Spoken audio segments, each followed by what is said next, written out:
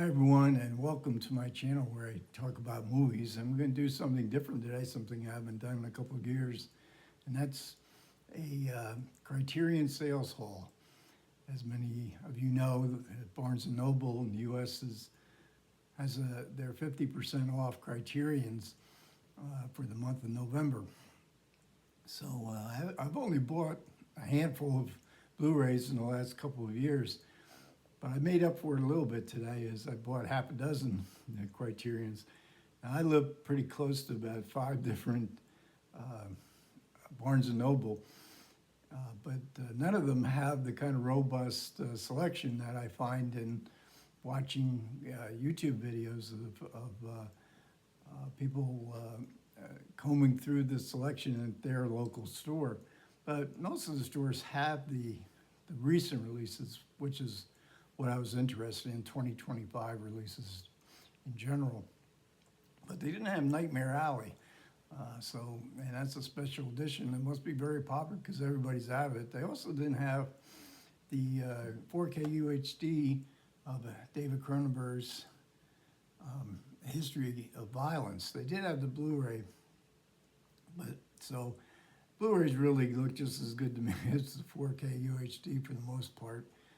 But I do like Dolby Vision a lot. So the other ones are all going to be 4Ks. This is the Blu-ray.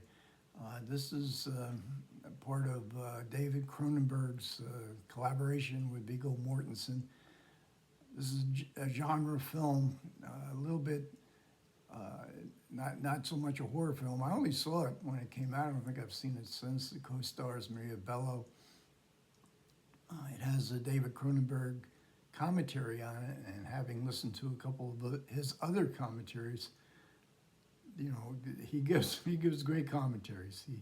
He is one of the best directors as far as giving commentaries goes. So I'm looking forward to seeing this. Now, the rest of these, again, are 4K UHDs. I picked up Altered States. This is from 1980. It's directed by Ken Russell. This is an odd film, but this is, as Ken Russell goes, this is one of his more mainstream movies with broader commercial appeal. It's from, it stars William Hurt. Blair Brown, I think, is the co-star. It's from a screenplay by Paddy Chayefsky, and rather different than the kind of screenplays he was writing for TV back in the 50s and 60s. And Criterion has just announced that Network, his other film from this later era of his career, Network is also coming to Criterion, I believe, in February. This is a good film that, again, I haven't seen it. And I probably saw it one other time, but it's almost 45 years since, so it'll be interesting to see what this film looks like today, and certainly William Hurt is always worth looking up his films.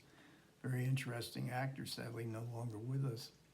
And I also picked up Winchester 73. And this is a movie from 1950, starring Jimmy Stewart on the cover here.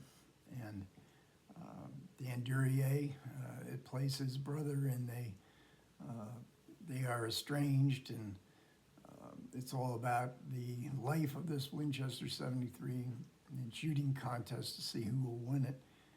This is the beginning of Anthony Mann, the director Anthony Mann, and Jimmy Stewart's very prolific and very rich collaboration through the 1950s.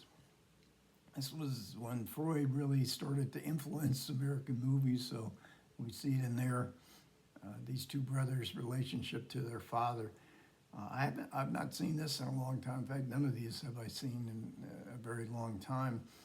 I was interested in the commentary because there's a commentary. The commentary that's included with this has Jimmy Stewart on it. So I imagine from much later in his life, and I think that should be very interesting. All these films are just loaded with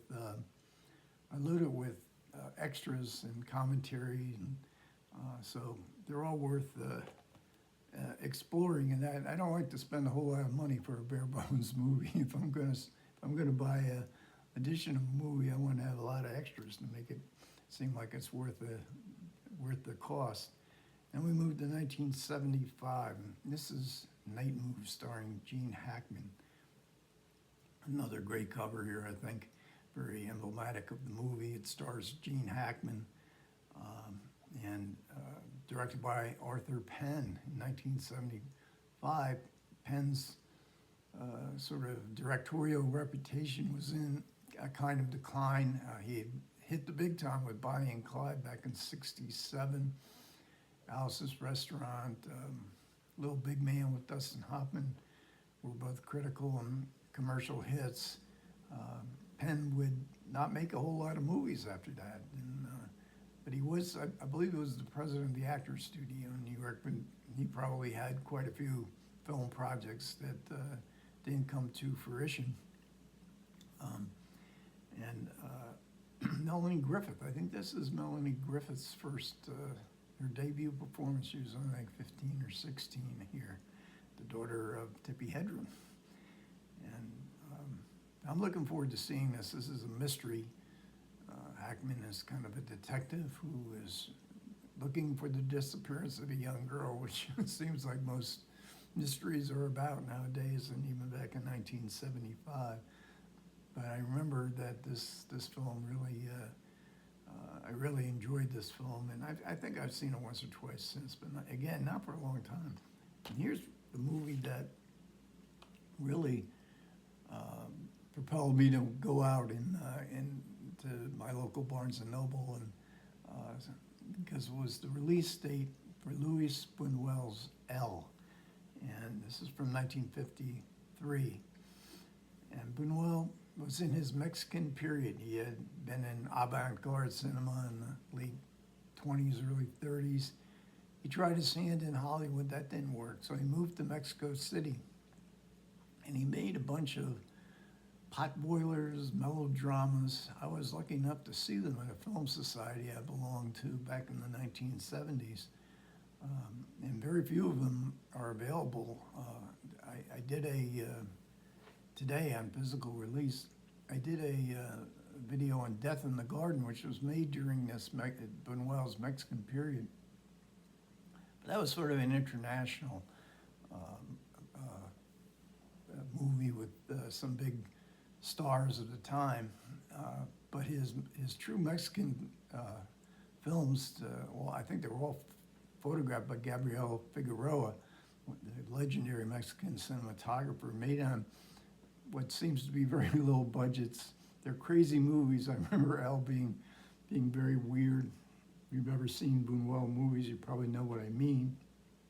And then he hit the big time in the international market, I think with Viridiana in 1960, and then he had, for film directors that come out of the classic era, he had probably the most fruitful final stage of his career, becoming a big international director with some strange films. I did a video on Death in the Garden, but also on Discreet Charm and the Bourgeoisie, which I believe won the New York Film Critics, or maybe the National Society of Film Critics Award.